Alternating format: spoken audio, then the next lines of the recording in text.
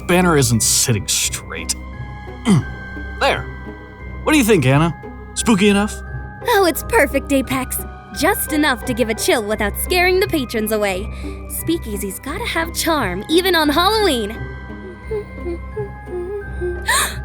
Apex, help! It's there! Huh? What? What is it? Cops?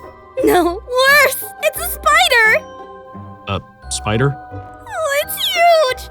Oh no, don't be scared. I just wanted to join in the Halloween fun. Look at me. I'm already dressed for the occasion. Oh my gosh.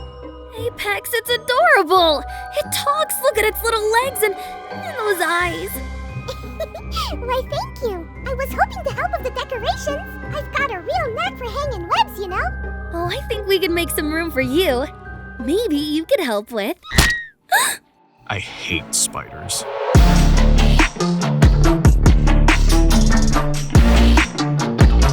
It's that time of the year, everyone! The spooky season is upon us, and I've got a truly terrifying tale to tell. We'll get started by rewinding to the American frontier in the late 19th century. Now, the Wild West wasn't exactly lacking in strange stories, but this one had even the toughest cowboys shaking in their boots. Whispers spread of a terrifying creature roaming the desert at night, leaving a trail of bizarre destruction in its wake. Livestock vanished, fences were flattened, and sometimes trampled corpses were all that remained. As the mystery grew, some settlers finally stepped forward, claiming to have seen the beast.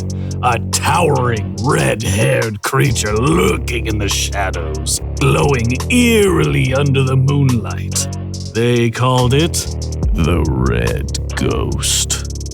It all began with the first sighting, back on an otherwise uneventful morning. A pioneer woman, going about her duties, glanced out her window and immediately wished she hadn't. In her field loomed a massive, hulking figure, a crimson blur towering over her crops.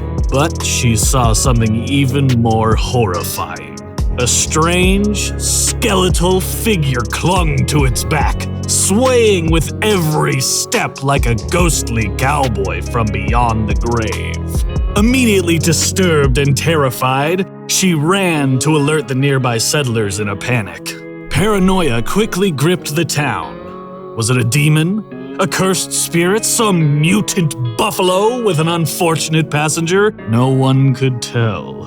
Each new sighting only added to the terror. One rancher swore it ran through his camp in the dead of night, sending his horses into a frenzy. Another claimed he saw the creature's glowing red eyes staring him down from a ridge before vanishing into the night. People teamed up and tried to hunt the beast together, but it was always faster, stronger, and one step ahead. Months passed before a breakthrough. One fateful morning, a rancher named Mizzou Hastings found the creature munching lazily on his vegetable patch. Summoning all his courage, he raised his rifle, aimed precisely, and fired.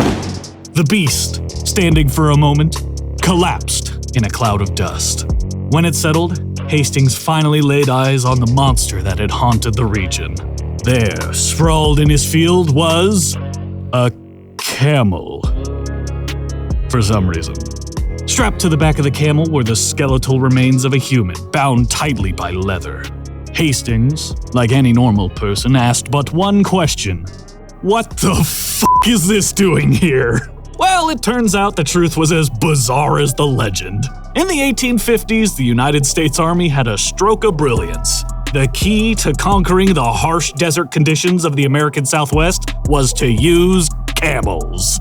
Under the leadership of then Secretary of War Jefferson Davis, yes, that Jefferson Davis, 2 ships were sent to the Mediterranean, collecting a total of 70 camels and launching the Army's Camel Corps. Unfortunately, no one had the foresight to realize that the Army had no idea how to handle these animals. The camels were stubborn, bad-tempered, and far from the docile cavalry horses the soldiers were used to. And so, the experiment, while briefly promising, just kind of fizzled out. When the Civil War erupted, the Army lost its interest in its Camel Corps and simply let the animals roam the desert on their own, abandoned to their fate. As for the body strapped to the camel's back, well, that mystery remains unsolved to this day. Some say it was a desperate prospector who tied himself to the animal in a last-ditch attempt to find water, only to meet a grim end.